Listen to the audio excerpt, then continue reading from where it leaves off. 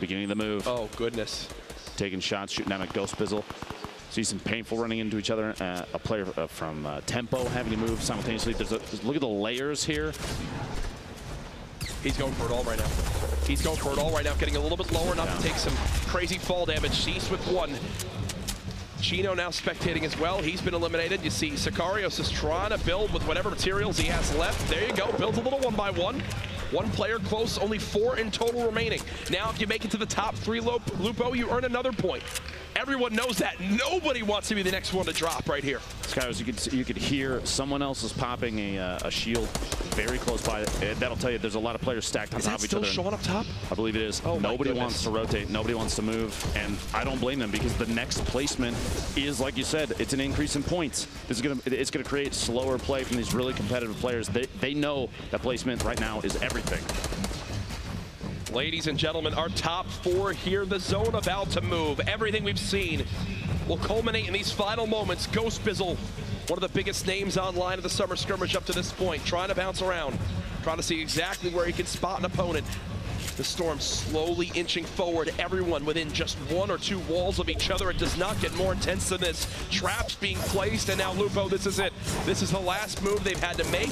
24 seconds until the zone closes. And basically everyone's hand is forced. Now, Sean might still be in the best position, depending on the healing of the other players. He has 5 bandages, and healing through HP damage is huge. Someone's out of shields. Come out. Skyros goes down to Bizzle, top 3, which means these 3 players get 2 points apiece. That elim for Bizzle not only gave him top 3, but it gave him a 3rd elimination. Bizzle trying to strike down this opponent. It's not going to happen yet, so Bizzle has no healing, and he's only got 60 HP. He's got to force these fights. He's got to make something happen. He's looking to make it happen towards his low side, down to just 1 HP. Can he make the greatest play happen? I don't think Sean drops. Why would Sean ever drop? This elimination will be worth 2 points right now. Ghost Bizzle, good effort, my friend, but Sean knows there's the reason to force it. There it is. The shot in Sean, an excellent play, 6 eliminations. Oh yeah, that's confidence. An excellent set of decision-making opportunities there. As he was up top, he rotated at the right times. He stayed above and in front of the next move for each circle. Ghost Bizzle, he's like, all right, hey, you know what? His big role right there, yes, could he have tried to maybe get the Victory Royale? It would have been near impossible at that last moment on the bottom side of things. But the big thing for him was that elimination to get it from 4 to 3, but then also brings his elims from 2 to 3. So that one elim earned him 2 points. And again, we can't stress enough, people qualified with literally just 1 point across the 4 games yesterday. You got to be proud of yourself if you're Ghost Bizzle there. Depending on the trend of the eliminations and the points over the course of the next 3 games too, that could mean that he's already qualified. He doesn't. He might even be able to not touch his keyboard and mouse and make it to the grand finals on Monday. Now, I wouldn't recommend it.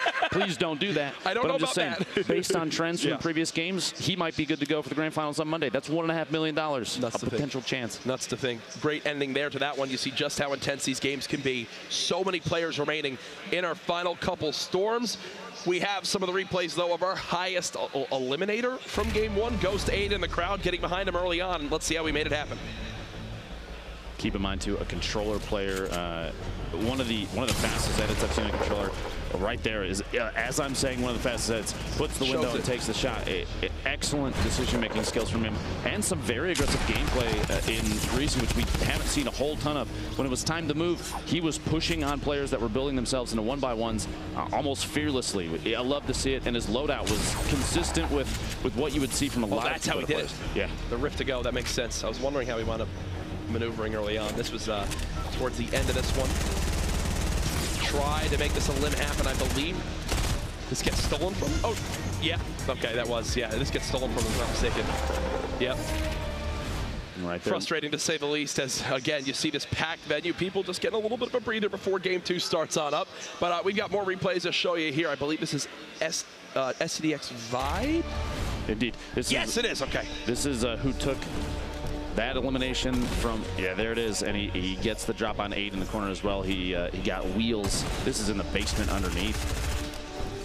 and just a lot of quick, pickaxing through the surfaces. Because of recent changes to build structure, you can smack through pretty much anything in 2 swings if you hit the node, the little marker right on. 100%. And that makes aggressive pushes, even with just a pickaxe, a possibility from these players. Well, that wasn't the only exciting moment. Actually, the final moment, we'll go ahead and look at a little replay from that as it all came down to the wire. Ghost Bizzle saw his opponent really had no shields left. He tried to make it happen, but then Sean falls on down, wants to take no chances, and I really can't blame him there. He saw his opponent kind of shooting the opposite side of that structure, says, you know what, I'm going to drop on in, double barrel, hope it ends the game here, and it did just that. And in that moment, what do you think he's doing? He's adding up his score. I got, okay, 6 of limbs is +3 for that. You get you get +2 for that, then you get +3 for the Victory Royale. 5-point game for him. Brilliant position to be in.